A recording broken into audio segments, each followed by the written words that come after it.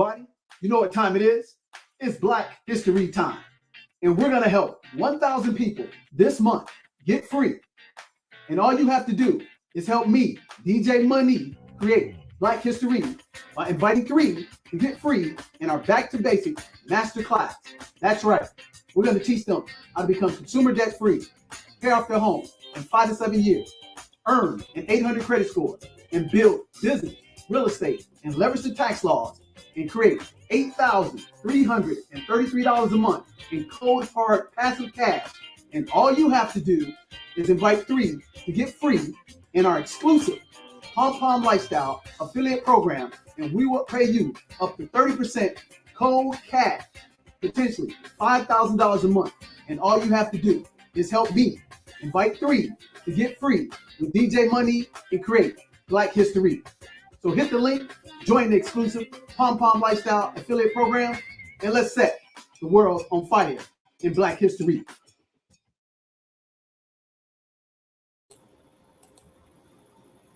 All right. What is going on, everybody? Welcome to another episode of Nick's Knowledge and Notions NQ Science Series, brought to you by the 7 Spheres of Money.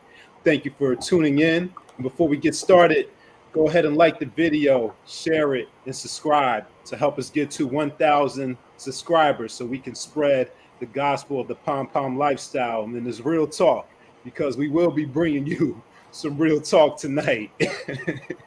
It is the first Friday in February, and as you heard in that ad there, it is Black History Month. So happy Black History Month to all of you out there. Happy Black History Month to you, DJ. Yes, sir. Man, I can't help but laughing so I don't start crying, bro. Oh man, it can't be that bad. Oh no, it's not bad for us, but it's bad. It's bad when you can look back 90 years ago and shit ain't changed. Yeah. So with that being said, I figured the best way to kick off Black History Month is to start it off with the godfather, the founder of Black History Month, which started out as Black History Week and then expanded to Black History Month in the month of February.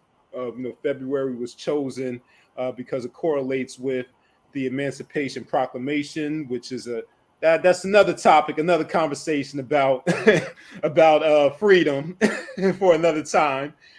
So February corresponds with that, and of course we're talking of no other than Mr. Carter G. Woodson, one of our esteemed scholars, who's written hundreds of articles. He's written about 16 books, and his most renowned book is The Miseducation of the Negro, published in 1933.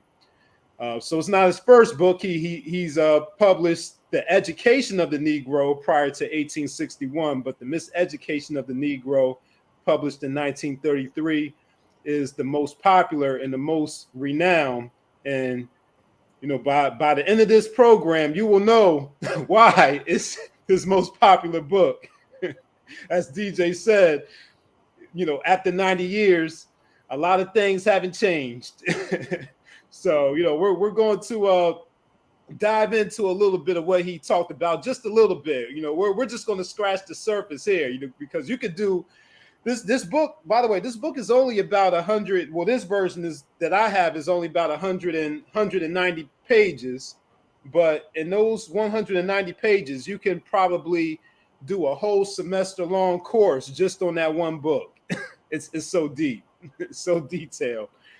So a couple of the passages and bullet points that I pulled out of it, just come from the first 5 chapters, which is about the first 50 pages. So we're gonna let's go ahead and get into it, man. So you hold on to your seats. It's gonna get deep. So Carter G. Woodson offers a critical critique of, it's called a miseducation of the Negro, and it's the miseducation, but I would add I would say the highly miseducated Negro. I'll put it that way, the highly miseducated Negro, because we're talking about the Negroes that have college degrees, undergraduate degrees, master's degrees, PhDs. And with these advanced degrees, they were miseducated during that time. So the question we want to ask tonight is 90 years later in 2022, with all of the undergraduate degrees that we have, all of the master's degrees that we have, all of the doctorates that we have now, are we still miseducated in 2022? So that so that's what we're talking about tonight. So I think, yeah, man, I think it's a Trojan horse, man. The HBCUs and the PWIs that educated, sophisticated, bourgeois Black professionals are Trojan horses. Because if you just read the summary of what you drafted, it explains it. The more education they get, the more self-hate is projected towards themselves, which in essence prevents us from competing against everybody else across the board. Think about that, where if you were to go back to segregation, and how is it that 90 years ago we still own the same percentage of assets today as we owned 90 years ago? But we're more educated, we're more affluent, we're more, self-aware, supposedly, but we still own the same amount of assets. And some would argue with you is if you just put in inflation and all that, we actually own less. I mean, think about it. I think what you need to do is actually read what you wrote so they can understand where we're coming from. So the people who have that's definitely the plan. I mean, that's definitely the plan. Just wanted to lay out the I honestly, when you sent that to me, I actually missed the word, Negro, and I literally thought it was something that you just wrote yourself, or you just grabbed it out of some important institutional, white paper or something that was like yesterday, literally. Right. But then when you made it clear to me that it wasn't, I was like, man, I'd be dang. Yeah. I had to read, because some of those notes I paraphrased in there, but I actually had to read from the book just to show you that this is exactly what it says. Right. Yeah. That's crazy. But the reality is what resonated with me and just stood out so glaringly obvious is that the interactions that I have on a daily basis with super educated Black people who have never run a business, but they have quote unquote achieved success in the white world. And then they immediately try to tell you about how to run business, how you're supposed to pursue things, the diplomacy you're supposed to do, and all this stuff. But they ain't never taken a risk other than getting their, overrated education, validation from the other guy to tell you that you're not qualified to get on their platforms. And, fortunately for me, and here's what I say. So I was having a conversation with a person, and I just mentioned briefly about, my upbringing, that came from a single parent home. But what they didn't hear, because they immediately thought that I grew up in the hood and was always in the hood, but they didn't get to the point that, used to be from a 2-parent household, two, middle-class professionals. But all they heard was, single parent, mom, 2 children, and you had to struggle. And they correspond to me was, man, I'm glad that I grew up in a professional 2-parent household and I never had to go through those struggles. And I'm sitting up here laughing to myself and saying, Yeah, my mom did grow up in the projects, but mother also became a nurse, and my mother also became a business owner who actually married a business owner who ran a 7-figure business. And my mother also put me through private school, put my sister and I through private elementary school and private high school, and my sister went to private college. But all they heard was, oh, you're less than me because you came from a broken family and I didn't. That's interesting. And then I just thought to myself, I said, in the duration of this conversation, who's selling who to do something? Because they were selling me to give them some money to put their program on Broad Street. Little old me who came from a broken home. Right. And then I thought, because they told me too, they was like, you're so aggressive. Wow, that's funny. I never heard the guys over at Jam Pro say that to me.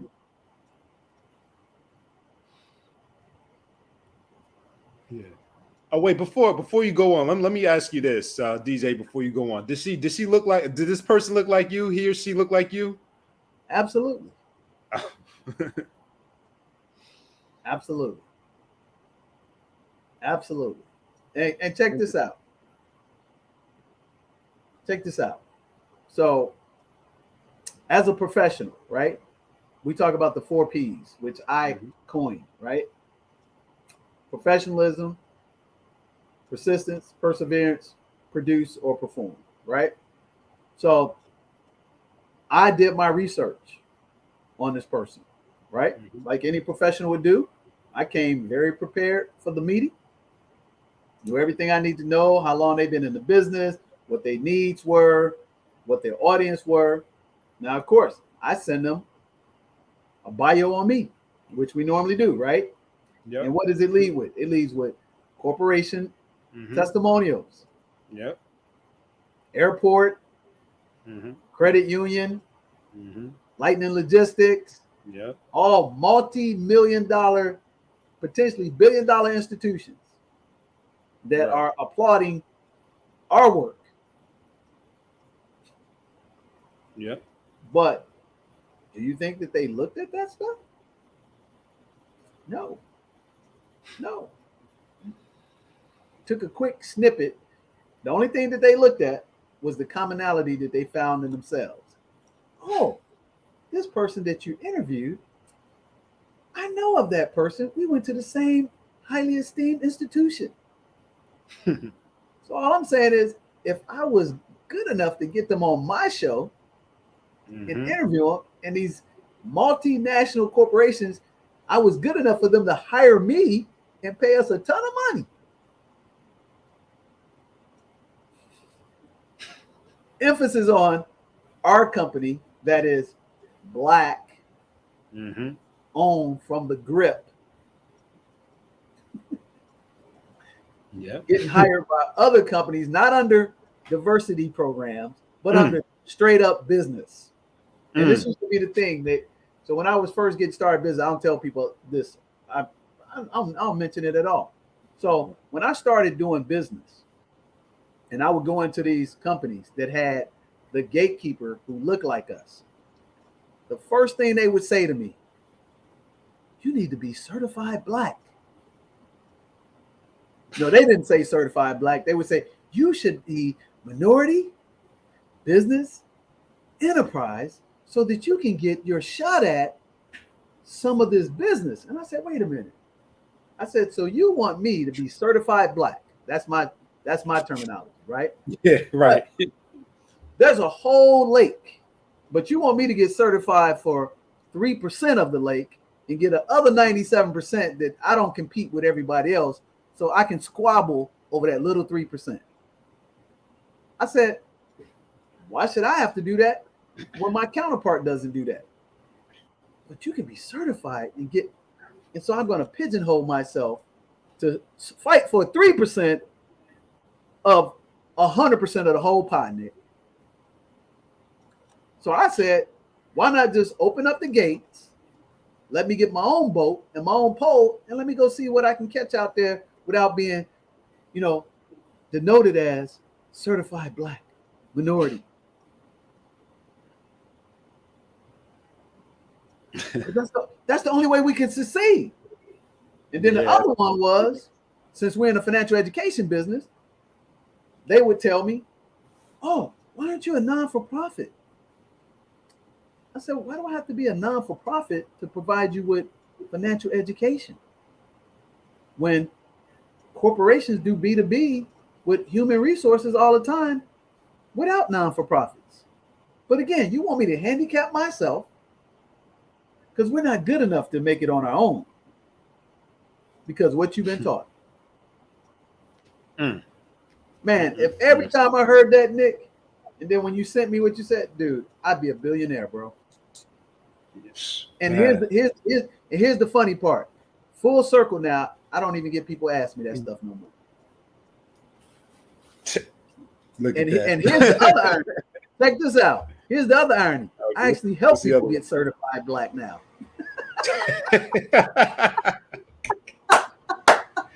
Oh man, that's a. You know what I'm saying? I can't make this stuff up, bro. Ain't that ironic? I go from, hey, you need to be minority,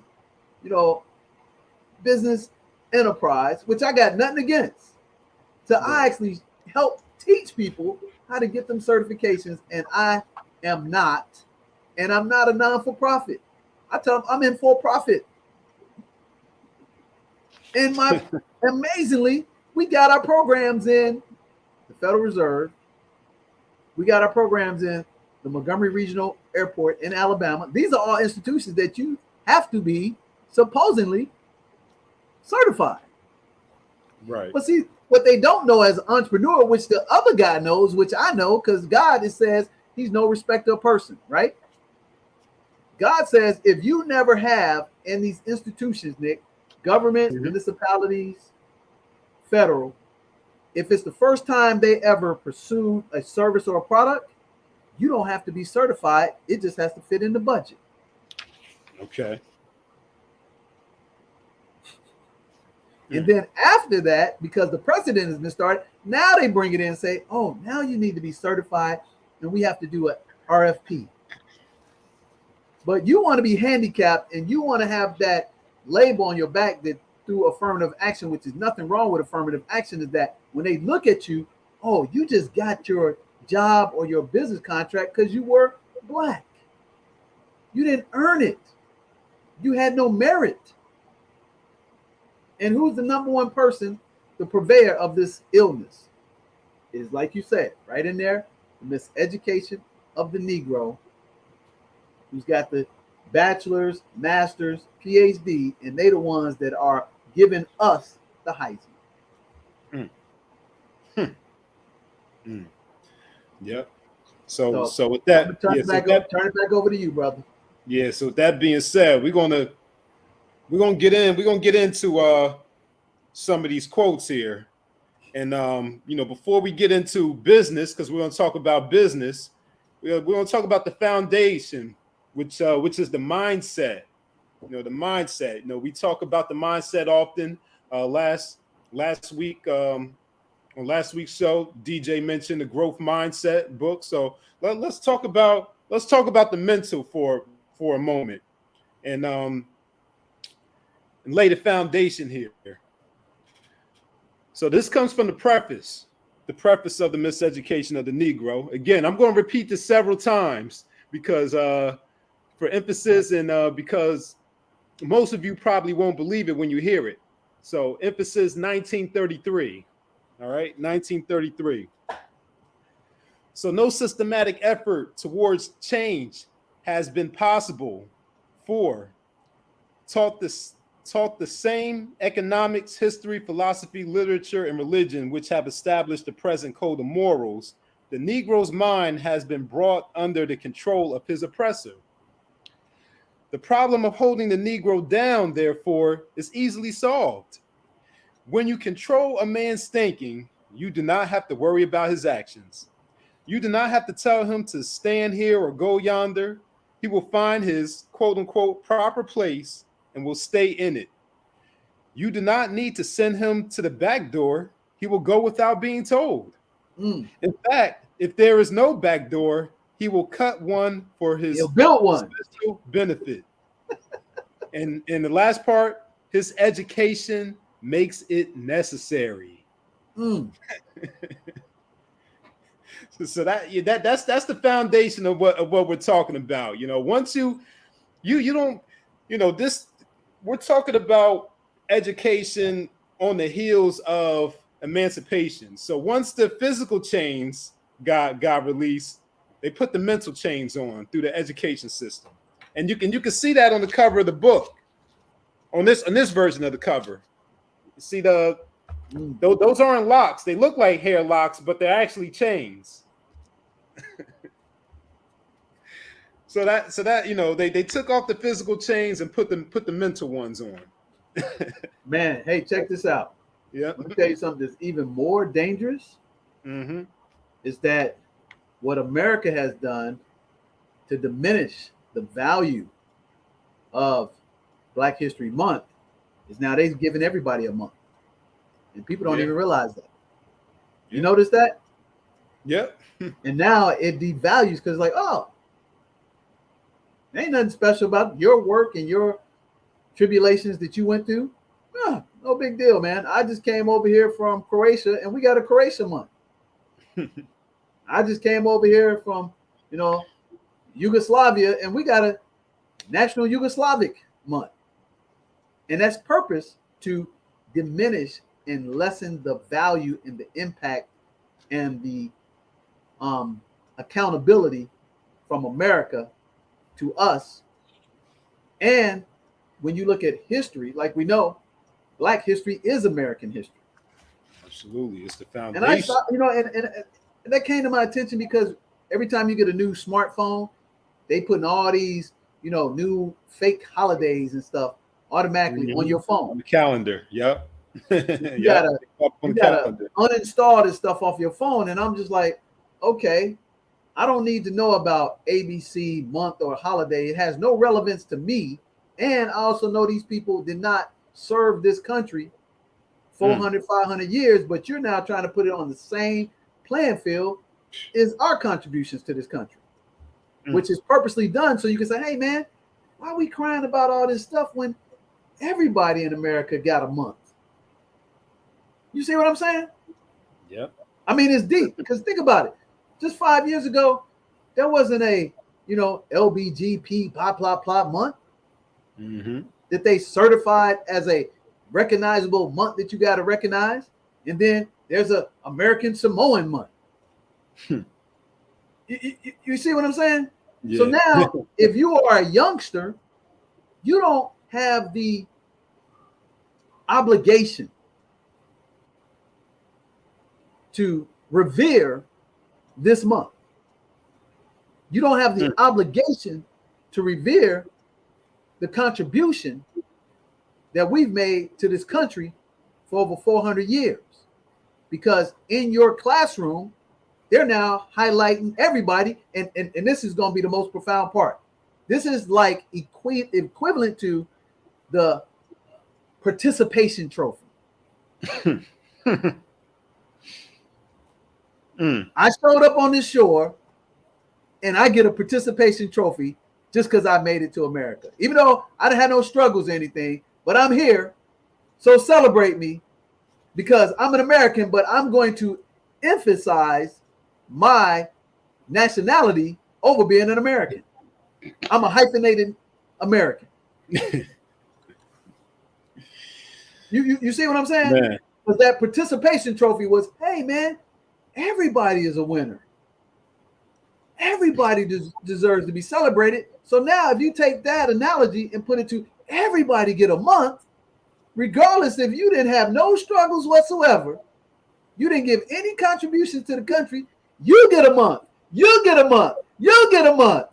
And guess who's in the front of line promoting that everybody should get a month? That educated miseducated Negro. Oh, Because man. they don't want to start being, man, well, I don't want, and exactly, like you said, they got their mind. That's all they got to do. That's all they got to get. Got their mind. This might be a little too deep for folks. You see what I'm saying? Yeah. You the number one, say, you now are fighting for the oppressor's cause more than he is fighting for his cause because you got Stockholm syndrome. And Woo. you don't want to be put up on a soapbox and see, here they go again, whining and complaining about what they ain't got. So we gotta bring everybody into our fold and make sure they get the same treatment we got, even though they ain't paid no dividends, they ain't put no work in, they ain't paid no dues, but you get a month. You get a month.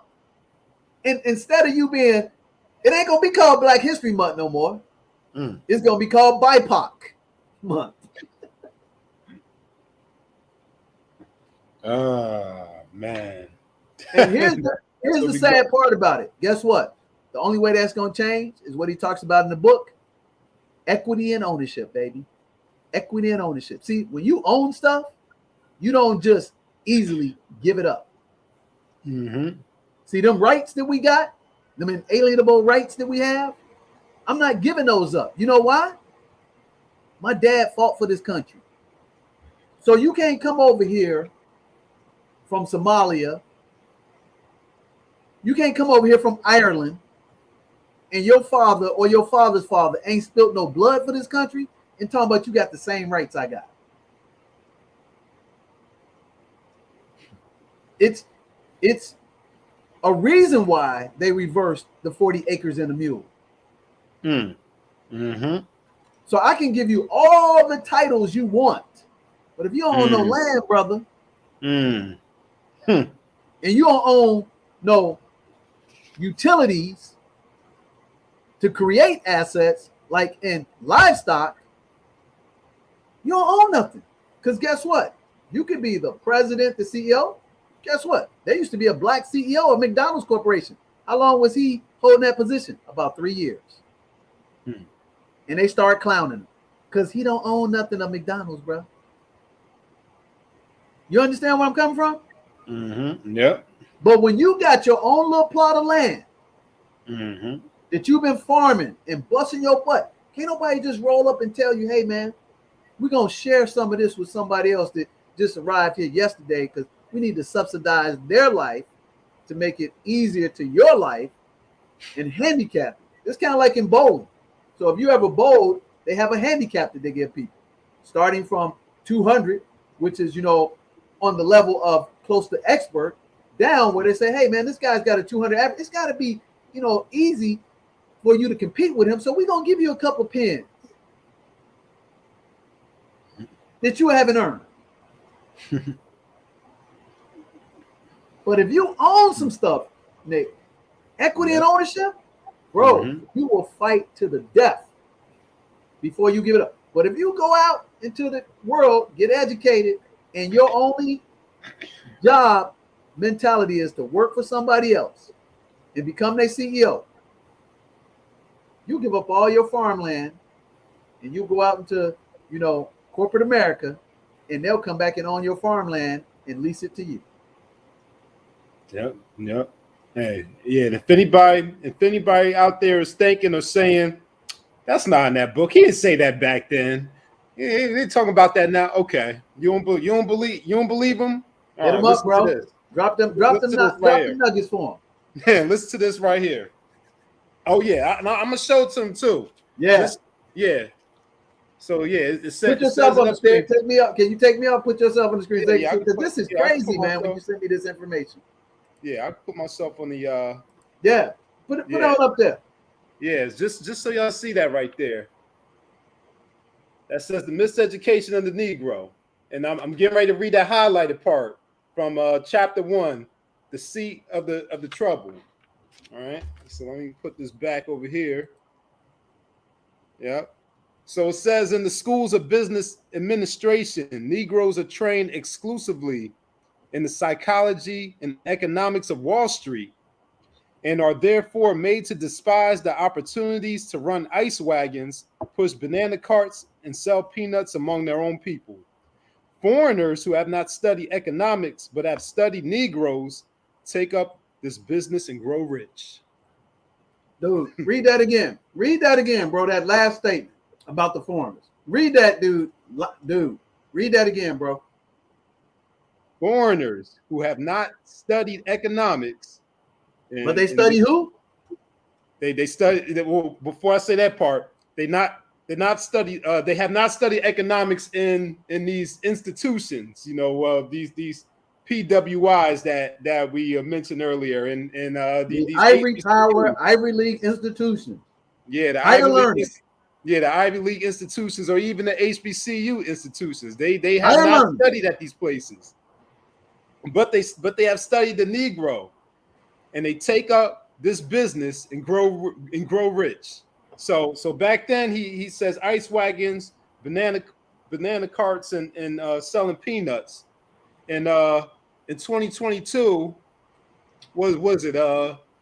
Grocery stores, gas stations. What else? Gas convenience stations, stores, convenience stores, nail salon. Beauty supplies, barbershops.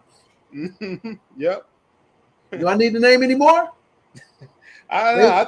They study the Negro. They don't go higher learn education.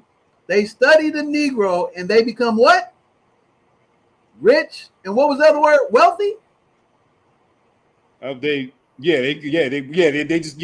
take up the business and grow rich. They take up the business and grow rich. Yep. Yep.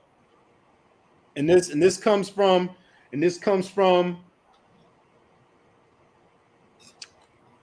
mindset is developed because of the education or the miseducation, the highly miseducation. You never don't hear them talking about diversity.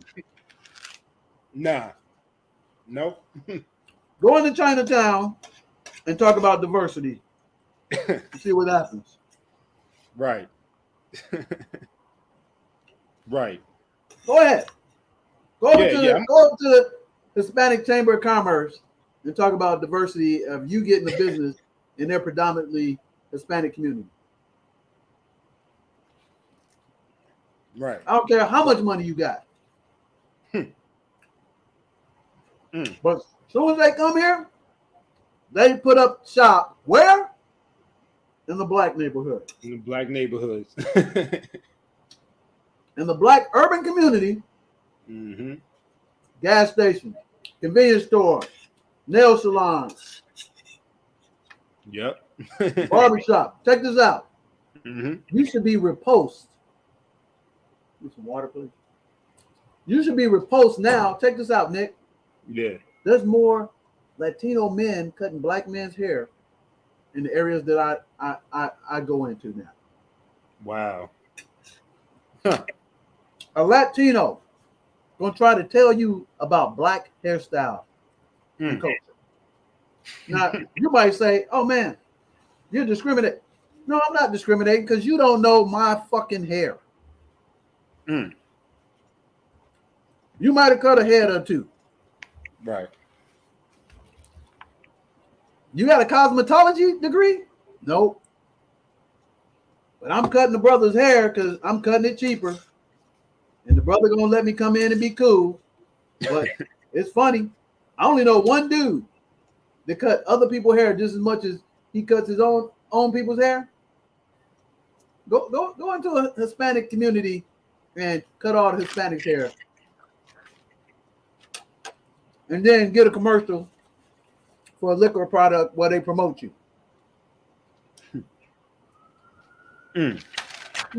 Let's talk about our main man, Mr. I win. What did he do? He came into your community and he appropriated your culture. Uh-oh. Did he not? What did he study? He studied you. Yep. And he sold it right back to you. And you made him a, what they call it? When you're not part of the community, but they bring you into the community? An honorary member. Honorary member, yep. With who? The educated ones. Oh. Always. Now, Always the educated ones. now, conversely, Yeah. try to go to he's either what is it, the Jewish people and what's their, not Pakistan, but what's the ones that they fighting in Israel all the time? Oh, you mean the Palestinians? Yeah, I think the dude is Palestinians. Go over there to the Palestinian side of town and try to appropriate their culture and their music and become the #1 star in their community. See how that works. Better yet, go to Bollywood and try to appropriate their culture and try to become the #1 star in Bollywood as a black man and woman. Yeah, see how that works out for you. Yeah, let's see how that works out. And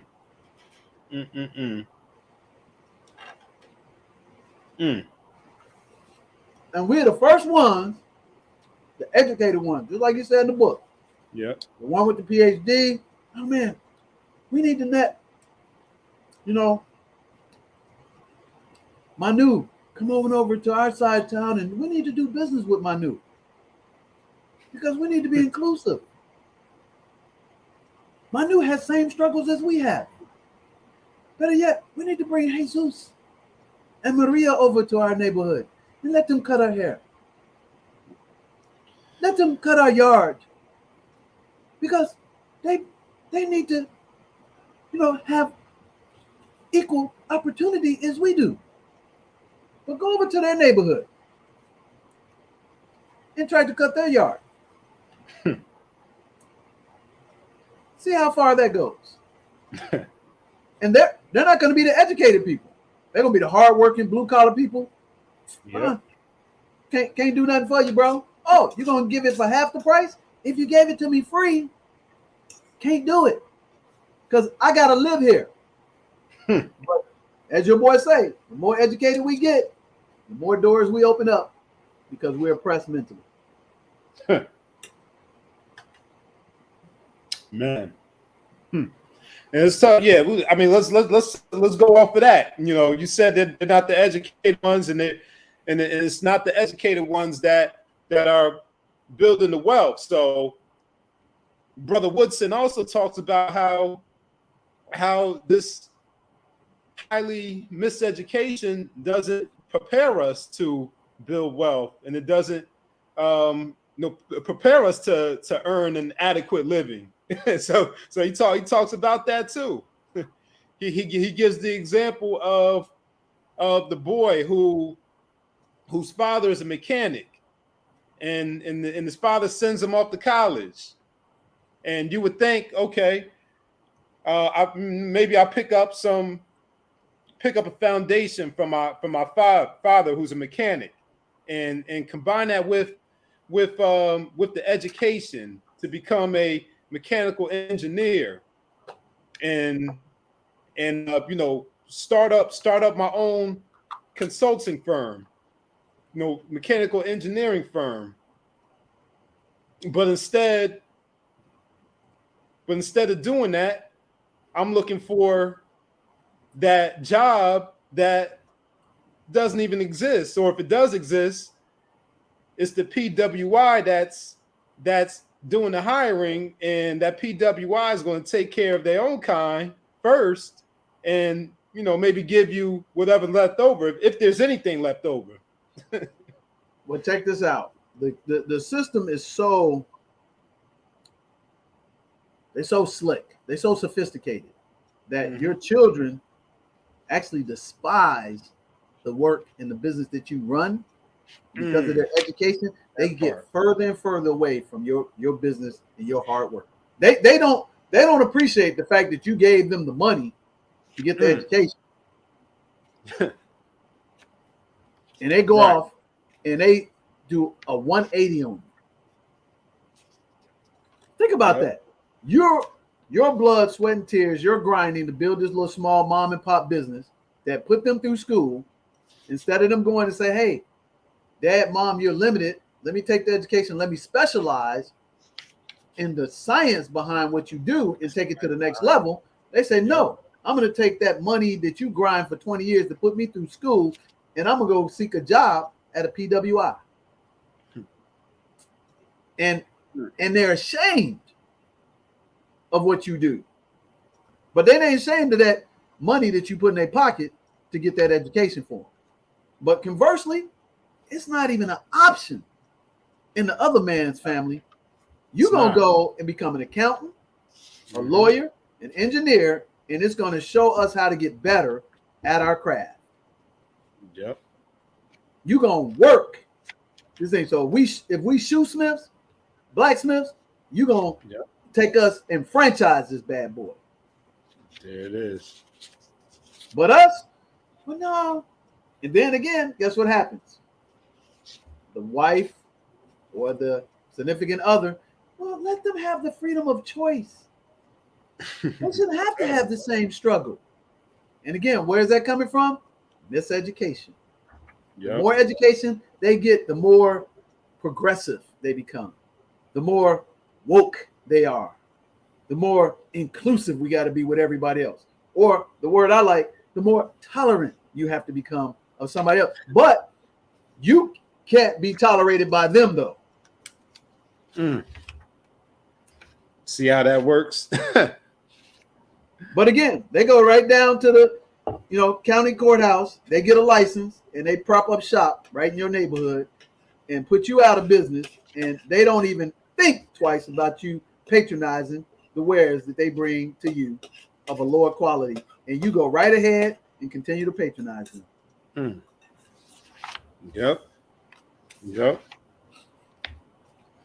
And this is due in part because as the name of that chapter that scenario comes from, it's called Education Under Outside Control. So when you're not controlling the education, of your people, you're going to be deliberately miseducated. Exactly. Again, what does the oppressor have to gain to make you better and smarter than their offspring? Yeah. Nothing. Or even on the same playing field as their offspring. Right. Yeah. All right, here's another one, just to show that I'm not just making this up about the disconnect or how the offspring despises the highly educated, despises the less educated. It says here on page 35, education under outside control. Investigation has shown, however, that men who have the doctorate not only lose touch with the common people, but they do not do as much creative work as those of less formal education. And creative work is the work we were just talking about. the family business that you take to the next level. Yeah. But instead, not only that, but we also see that this is where it gets deep too. See he doesn't go into the student loan debt.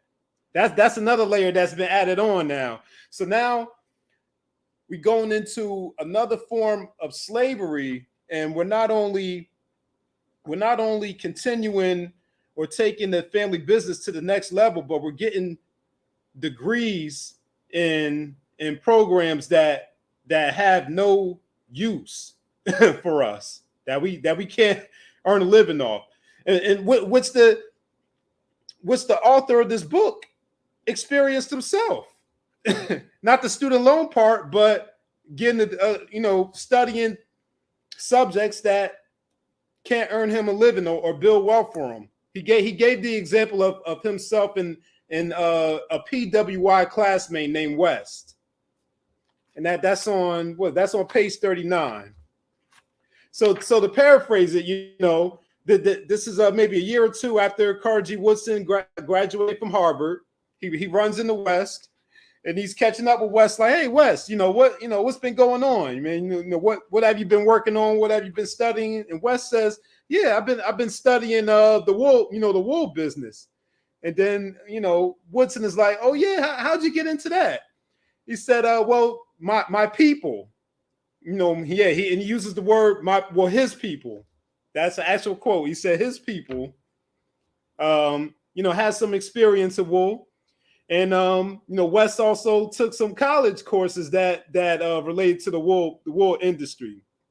But Woodson, on the other hand, he said he in his education, he studied Aristotle, he studied Plato, he studied Marsilio of Padua, and Pascasius, Radbertus. He studied all of them in college. His friend who studied wool, this is what it says right here. His friend who studied wool, however, is now independently rich and has sufficient leisure to enjoy the cultural side of life, which his knowledge of the science underlying his business developed. But the author has to make his living by begging for a struggling cause. What does that sound like? Liberal arts degree, yep. Graphic design degree, music degree. Hey, don't take it personal. And here's what you need to know. The numbers are success for people with those type of degrees. You get an engineering degree, 100% success. You're going to make a really good living. You get a law degree, 100% success. You're going to make a really good living. You get a doctor's degree, 100% success. You're going to make a really good living. You get a craft, a trade, electrician, 100% success. You're going to make a really good living. HVAC, 100% success. You're going to make a really good living. These are skills. Mm-hmm. But you're going to school to study Aristotle, Socrates. Yeah. Latin and the classics. Yeah. Where you don't even have the affordability to have the leisure to have this higher education, to actually have the time to actually really appreciate the degree that you got, because you have no discernible skills in the real world to make a living, to take the time to appreciate the finer things in life. And then on top of that, it's 2022. So you're in, $50,000, $60,000, $70,000, $100,000 in debt. I mean, let's keep it real. Okay. This is the 7 spheres of money. And our core business is financial education. Mm-hmm. Let's keep it real. Right now, it's appalling. I would say 60 to 65% of people we've sat down with over just the last year that our professionals have had at least 6 figures in student loan debt. Woo. And they're under the mindset that if I get this obscure degree of higher learning, not their undergraduate, their master's degree. Because when they add the 6 figures, they and I just ask them basic business 101 common sense. What skill set that was going to develop that was going to make you $100,000 for that debt that you're taking on? Because when you run a business and you embark in advertising, marketing, hiring somebody, I need to know what my return on investment is going to be. Mm-hmm. But you think that magically you're going to get this obscure degree, master it, and whatever, that is no skill in demand, that you're going to make $100,000, $200,000 a year, and you are irresponsibly getting more and more degrees and thinking that this debt is just going to magically disappear. And then all of a sudden you wake up, you're 35, 40 years of age. How do I have $120,000 in student loan debt? How do I have $150,000 student loan debt and I only make $60,000? Because you bought a bag of goods. And you were told that, oh yeah, go to an Ivy League school, and just because you go there, that's what they used to crack me up when I first started looking at colleges. Just because you go there, you're going to make it. But see, what they don't tell you is, if you don't know how to network, the STEAM program and the alumni don't reach out to help you get access, you're not going to make any real money. And that's what one of my mentors said. He said, hey, man, I judge the college based on their alumni association, how often they give back and set people up for interviews, endorse them, edify them for opportunity to get hired or build business. Because let's keep it a grand, bro. Yep. An engineering degree from Harvard is no different than an engineering degree from, let's say, Mississippi Valley State. It's the same freaking engineering. Yep. But you know what? Mississippi Valley State engineering degree may cost you $30,000. Harvard's going to cost you $150,000. But if you go there and you don't have the ability to network, get to know people, you're going to have $150,000 worth of debt. You're not going to make $150,000 just because you went to Harvard. But conversely, here I am, a little bit nobody, and I knew how to network. I knew how to form people, family, occupation, recreation, message, interact with people of all different creeds, colors, ethnicities, and build common bridges with them where I can be relatable to them. And from doing that, I gained favor. And you know what that cost me? A grand total of $20,000. And it really didn't cost me that because I didn't even learn that at the institution I went to. But that was the amount of the debt that I took on before I woke up and realized this is a bull crap deal.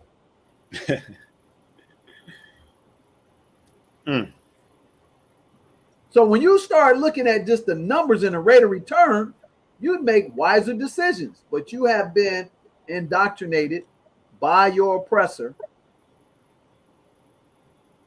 and they're telling you what their opportunities are of privilege and upper class blue bloods, that if I get a art degree or English degree, no disrespect, Nick, you're always going to have a life of influence because you already got it. And just you're doing this as something to entertain you as a hobby. Because mom's dad and dad's dad, they already got wealth. So if you don't make it as an art teacher, you don't make it as a literary, best class, best, what they call it, bestseller, sell millions of copies of books, we still got you. You still got 20 acres. You still got a trust fund. And you still going to be good. I mean, dude, that's the most sophisticated, Mac game on the planet, bro. We just piling higher and deeper. That's what they say a PhD is. Pile higher and deeper in debt.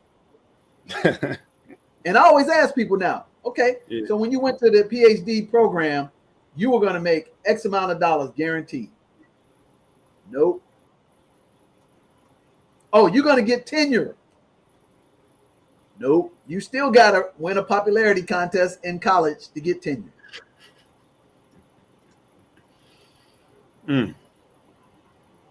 Miseducation of the Negro, bro. Like you said, that originally started out as a week, became a month, and now again, like I said, now they are diminishing the value because everybody got one.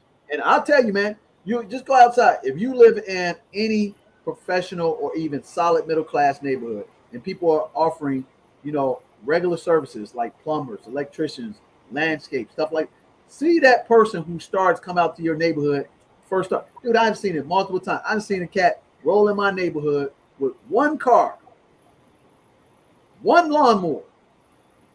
3 years later, he got a whole truck, suite of trucks. But, cutting grass was beneath you. But he making $300,000-$400,000 a year. I see dudes come up and they power wash the driveways. Start out again. One power washer. Can't speak a lick of English, Nick. 3 years later, suite of trucks. They now power washing the driveways, the houses and everything. They driving brand new F-250, $60,000. Dude, I'm telling you, I've seen this with my own eyes, bro. And these same services that we used to do in our own community. Yep. And that's why I said the equate to the barbershop pace. I never would have thought that I'd walk into a quote unquote black barbershop and see a whole bunch of Hispanics, Mexicans, and Latinos cutting brothers and sisters' hair. And we don't say nothing about it. And again, I ain't got nothing against them. But again, go over to their community and go cut their hair. And be 50% of the barbers and the beauticians be black cutting Mexican people hair, Hispanic people hair. You won't see it, bro. You won't. You won't. Even if you can speak the language, you still won't see it. In that paragraph that you read, it said the immigrant comes over here and he studies who? The Negro. Negro. Yep. He doesn't go get the higher education because he's just here about making money. Show me the lowest entry to commerce that I don't have to have the ability to speak English, write well, read well. But if I can do something and commoditize it, Nick, at the cheapest price point that you'll pay, I can become independently wealthy. Study the Negro. Negro too good to cut his own grass. Negro too good to power wash his drive. Negro is definitely too good to have his own nail salon. And Negro definitely too good to have his own real hair. I don't have to have a license to do that. Let me just go to Swamporama, give me a couple of hairs, and go sell it to the Negro. I'm sorry, the educated, sophisticated, black professional. Yeah, there you go. That's the. I saw a show the other night, dude. I like to just want to throw up. Just happen to just sometimes the algorithm gets messed up on the stuff you watch, and they put something up, and I just click on it, and the first thing the chick said, "Oh yeah, I have my Donna Karan hair weave. That I have my personal telephone number to my FedEx driver who drops my hair off." Oh, excuse me. It was, and the person said, "Wait." She was like, "Did you say your FedEx driver?" Yeah. She thought she was talking about the person who the hair was made by. She said, "Oh no, my FedEx driver. She lets me know when my hair comes in." She gave me her cell phone number to let me know to pay my $350 for my pony weave. Again, they just study us, brother. They do. And she was college educated. And she was so proud. But you better believe, you sit down with her ass, look at her finances, bet your ass in debt over her head.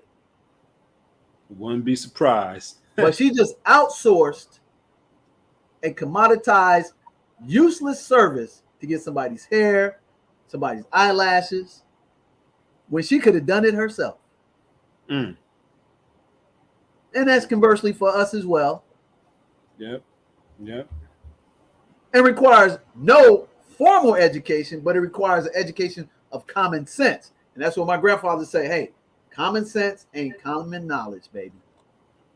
And check this out, Nick. This brings it home, dude. Big time. My grandfather, I talk about this all the time.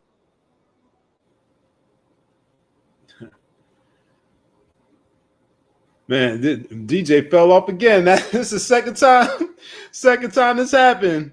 This happened last week too. He'll be right back. Well, as a matter of fact, okay, there you go. Dude, you know what happened? When you speak truth to power, bro, they don't want to hear it. Y'all can't stop a free man. Check it out. I talk about all the time. My grandfather, Henry Duransburg, never graduated from high school, bro. But you know what? He put 5 kids through college. He owned multiple real estate properties because he had the common sense to serve the people what the people need in their daily lives: shelter, food, and safety. Because my mother and father met because my mother's parents rented a house for my father's father. But he never graduated from high school. Mm. What did he do? He studied his own people and he provided them with basic services that they needed to exist. He didn't get them college knowledge. He provided them with a roof over their head. He took his hard-earned money that he earned as a porter. Look up what a porter is. That's a person that at a hotel or a hospitality establishment that goes and picks up the glasses, lays the tablecloth over the freaking tables, dude. The lowest person on the totem pole. The invisible person that people don't even care or respect, but he just grind and took his little money, got him a house for him and his wife, then continued to take his little money while he had his 5 kids and bought another house in his own community and bought another house. Mm. Did some yard services. Put 5 kids through college. And he got doctors, lawyers. And here's the ironic person. Check this out. Man, they're going to be mad at me. And it's funny. All of them don't even own businesses, bro. Mm. Doctors and lawyers. I take it back. One of them have their own practice, but all the rest of them, they work for everybody else. Ain't that something? 2 generations. He bust his ass. He put them through college with an 8th grade education, and they got doctors, lawyers, electricians. And we know what they did? They took the ownership that he created, and they went out and gave it back to work for PWI. Ain't that something? I just had an epiphany, and I didn't even think about it. Yeah, he didn't even click. Because I'm always so proud that my grandfather, 8th grade education, he put 5 kids through college, and they all professionals, but they don't own a business. And here's the funny thing. Check this out. I remember one time they did an intervention with me. I'm up at school. I'm enjoying life. I got kicked out of my first college because I just partied my way out, right? So it's my sophomore year, right? So I just partied out. I didn't go to class. I just go and take the test, and I would ace the test. But the college that I went to, they had a clause that said failure to attendance. I didn't even know what the hell that meant. I just knew I was acing the exams, and so I get kicked out the second semester. I get put on probation my first semester, my sophomore year. Mm-hmm. And then the second semester, I'm going partying to this club called the Library. So anytime my mom would call up, yeah, they'll at the library. Yeah, I'm at the club library, partying and drinking. So when I get kicked out, I get home and my mom is like, hey, you got 3 months to get your shit and get a job, get out of my house. So within those 3 months, I come home one day and it's, 3 people in the living room, and it's 2 of my cousins. One is an attorney, one is a doctor, and they're reading me the Riot Act. But them same people now today who got far more formal education than I ever have, who you think winning more, them or me? They're great people and they're successful. But guess what? I own businesses. And I went from, oh man, we don't know if he ever gonna make it, to now they call me up for advice. Ain't that ironic? Yeah. Wow. I helped them out of financial situations because guess what? The name on the marquee, Duransburg International. Yep.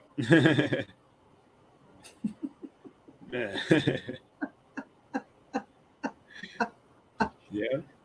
Bro, we got to have a part 2 to this because man, I got to get back to the fam. But yeah. We definitely do because we gotta.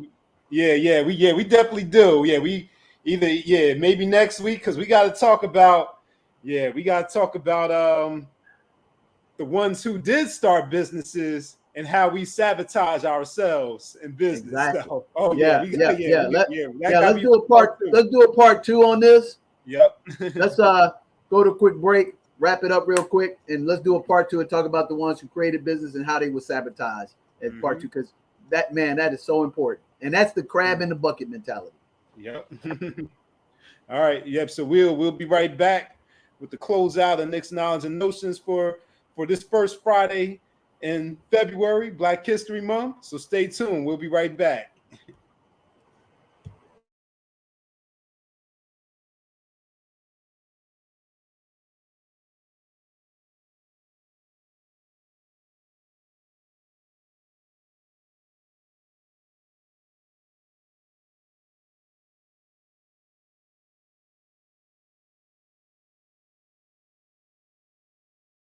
Everybody, this is DJ the Money Coach. You just saw me give you 5 secrets to accumulating wealth in the wintertime. Secret number 1, only acquire real estate in the off season. I only acquire real estate from October to January for the past 20 years, and that has helped me create a strong 6-figure income and a 7-figure net worth. And I can teach you how to do the same thing. I'm going to help you and guarantee you how to acquire a property in the next 30 days exclusively for the first 10 people only here on the Classy Climb. I'm going to get you a $15,000 property with a 12% rate of return in the next 30 days if you're wise enough to invest in yourself. Because if you want to achieve the pom-pom lifestyle, which is plenty of money and peace of mind, then you have to learn the secrets of the wealthy. And the first rule is make your money on the acquisition, not on the sale. I'm DJ the Money Coach. Come join us on the Beaches of the World Club for the first 10 people only, exclusively. I'll see you in the webinar.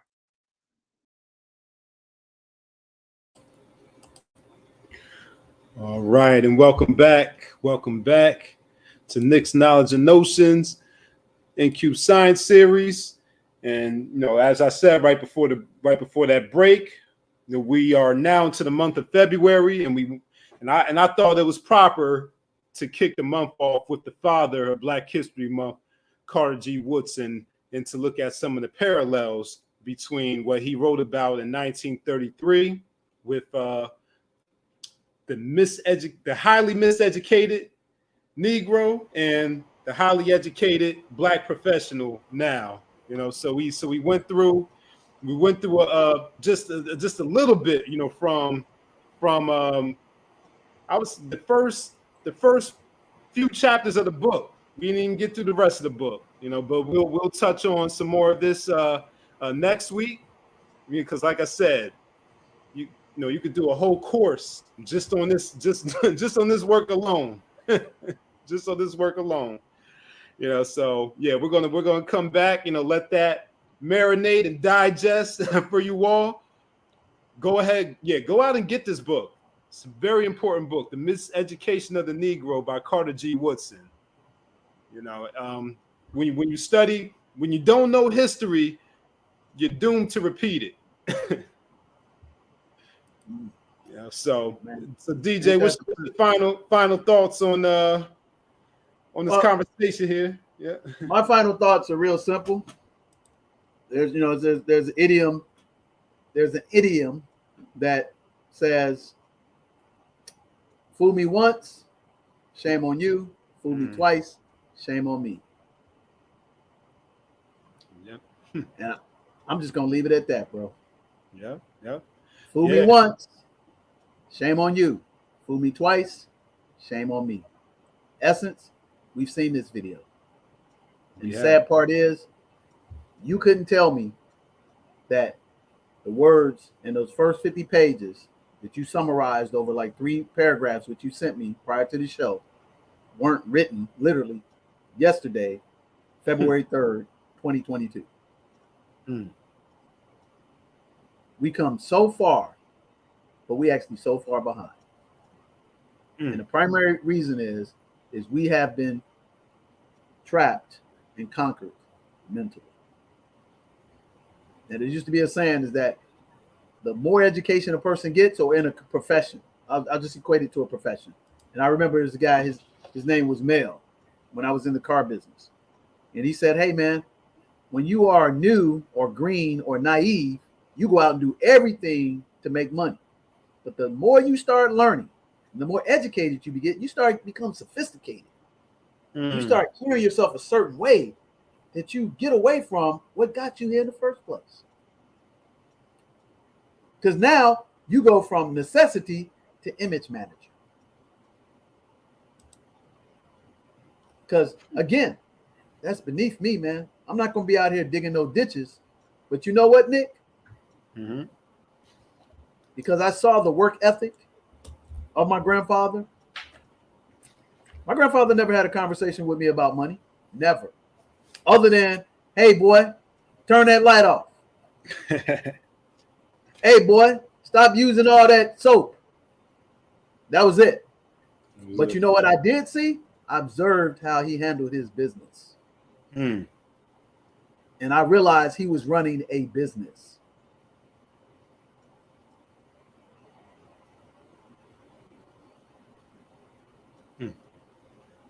So part 2 is coming, man, because now we have a hatred amongst ourselves that, as he said, we automatically expect us to fail.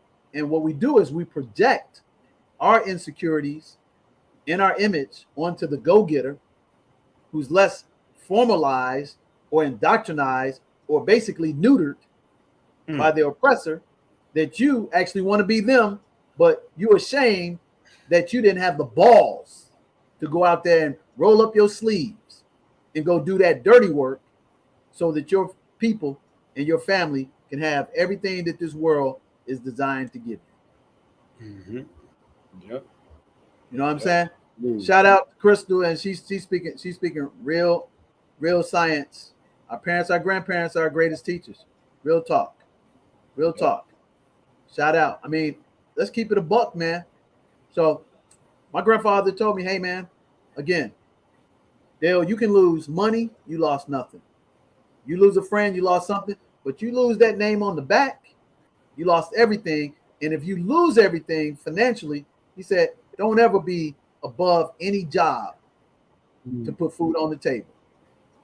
As long as it's legal, ethically, and morally sound, get up out there and put that work in. And that's one of the things we do well as a people still today, that once we come from nothing, we're not afraid to be in nothing.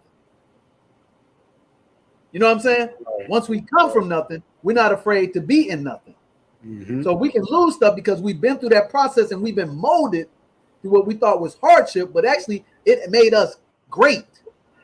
That if we lose stuff again, we don't have fear to go back out and put that work in, and we're not,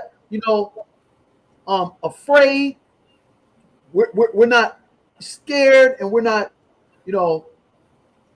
humiliated by doing, worthless work. Dude, I go work at Walmart if I got to put food on the table for my children. Absolutely. And I'm gonna leave it with this. And dude, you can check the receipts. When I started my cleaning business, you want to talk about humility? I went to my core inner circle friends who all made 6 figures, and I asked them to clean their houses, dude. And they were like, man, we can't let you clean our house. It wasn't that they didn't want me to clean their house. It was like, we feel bad for you that you got to come in here and clean our house. I said, don't feel bad for me. I got a plan. I said, you know me, so you can trust that I'll be in your house and I'll do the job. I rolled up my sleeves, dude, made $15 an hour, and I cleaned their house, dude, from top to bottom, and took pride in it. How many people would do that? Right. And 3 years later, my business was grinding and had success. But I did not hesitate, Nick, to go and say, knock on my friend's door and say, hey, man, can I clean your toilets? I could have went to got a job to clean somebody's toilets at a janitorial business, but I said, hey, man, can I come clean your toilets? Because I'm just trying to make it, and I got a dream. And I didn't have too much education to be worried about what somebody thought about me. And thank goodness that they didn't have too much education where they felt embarrassed that I was cleaning their house.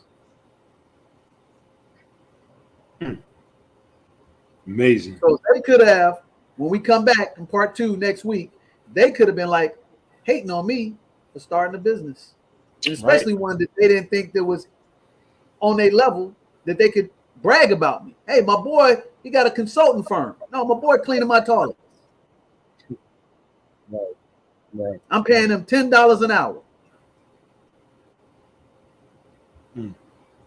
Real talk, real friends. Shout out to my big brother, Big E.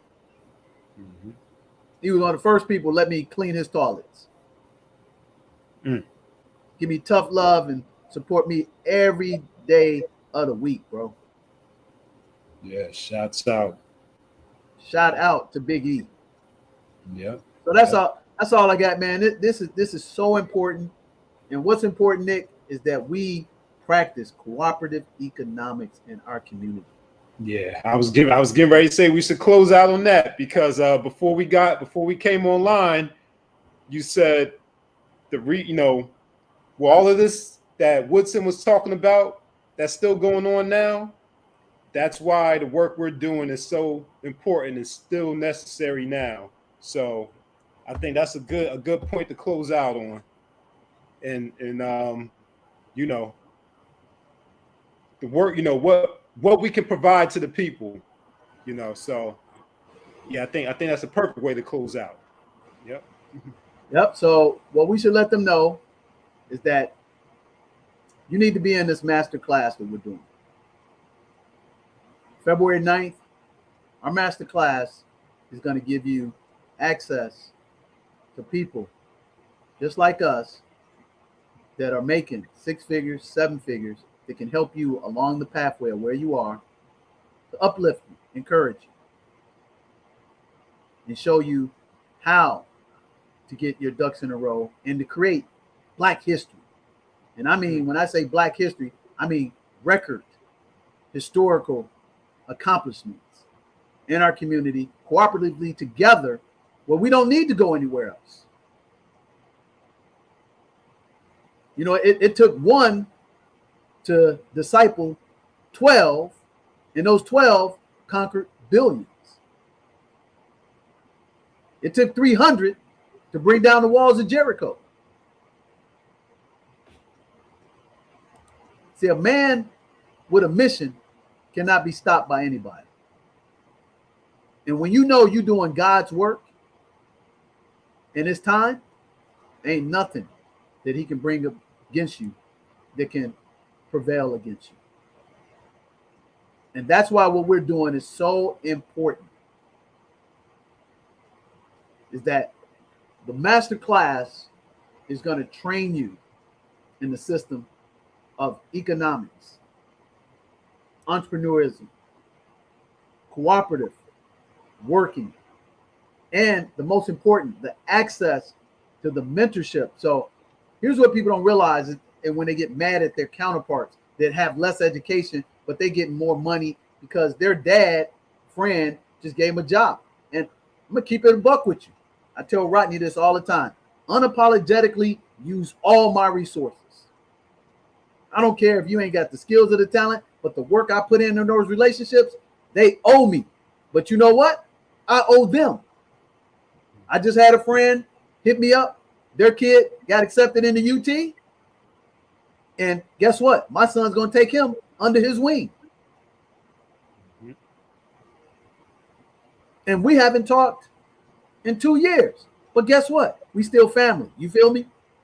Absolutely. Because that's what you're supposed to do. But we don't do that. We got to do more of that. Oh, if you don't belong to this organization or this clique, dude, that's all the tools of the enemy to put you against each other. So RJ, he's got a high-end friend over at Google, and RJ calls me up and said, man, get Rodney on the phone with me. I'm going to hook him up and get him access to get an interview for a Google internship in any field that he wants to pursue. Wow. You see what I'm saying? Now, the opposite of that, let me tell you how when part 2 is going to be important. I got another friend, Muckety Muck, who is a high-end executive at LinkedIn. That 2 years ago, I asked him just to make an introduction for my son. Oh, I don't know nobody. But yet he's making almost 7 figures at LinkedIn. And he couldn't introduce my son, which he knows very well, to anybody at LinkedIn for any opportunity to even fill out an application. You see what I'm saying? Yep. Yep. That's the sadness of our situation because we don't practice STEAM. So in the master class, you're going to get science, technology, real entrepreneurship, real access, and real mentorship to break down everything from A to Z, from consumer debt freedom, credit scores, access to capital, professionals that can teach you where you are, and most importantly, connect you with the right person at the right time to pull everything together for you. And this is what I'm most proud of, is that we have people brand new into our system that we hook them up. And shout out to Crystal, shout out to Cynthia, shout out to Philip. Why'd I shout them out? All 3 of them are nurses, right? One's an RN traveling nurse, one's an LPN traveling nurse, and one's an LPN who wants to be a traveling nurse. And guess what I did, Nick? I put them together and said, work together. Yep. And you know what they did? They immediately connected and started helping each other and not ask for $1 or anything because pay it forward, baby. That's what it's about. Cooperative economics. And that's what the rule of the jungle is. Survival of the fittest. Yep. Yep. Absolutely. Look at that. Look at that. Isn't it ironic that she say George Fraser? You know who George Fraser is? That's my mentor.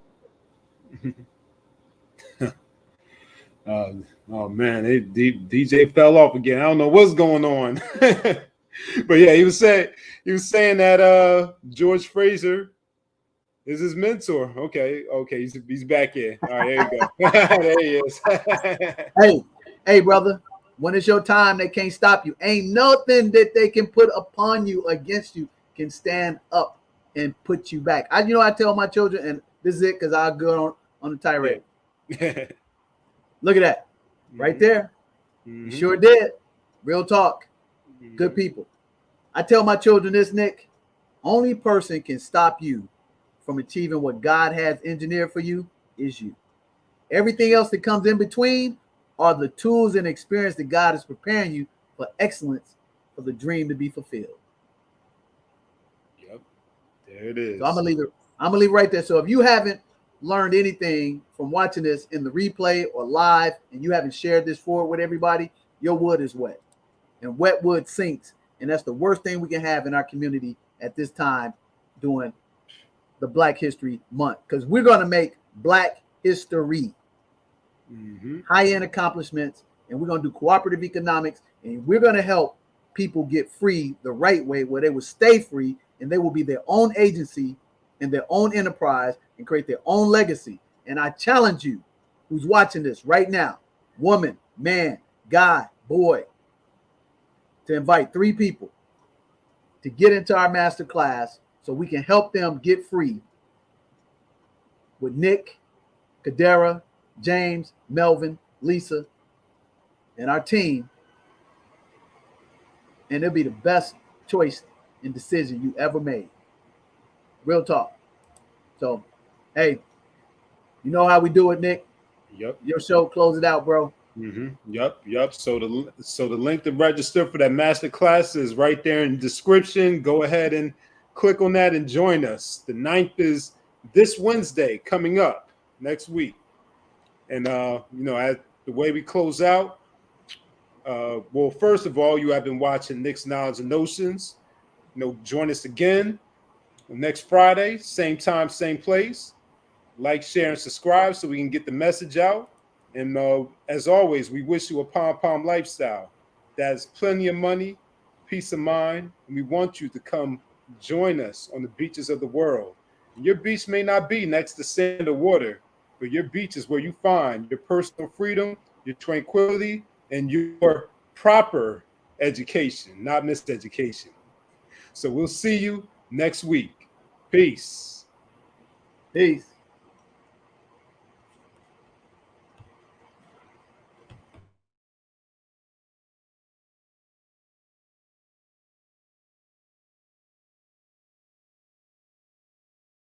Everybody, you know what time it is?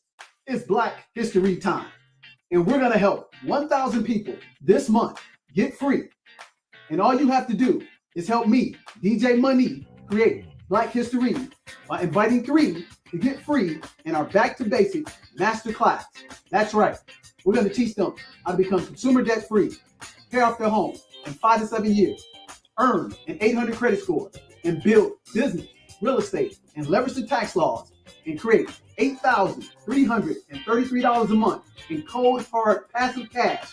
And all you have to do is invite 3 to get free in our exclusive Pom Pom Lifestyle affiliate program, and we will pay you up to 30% cold cash, potentially $5,000 a month. And all you have to do is help me invite 3 to get free with DJ Money and create Black History. So hit the link, join the exclusive Pom Pom Lifestyle affiliate program, and let's set the world on fire in Black History.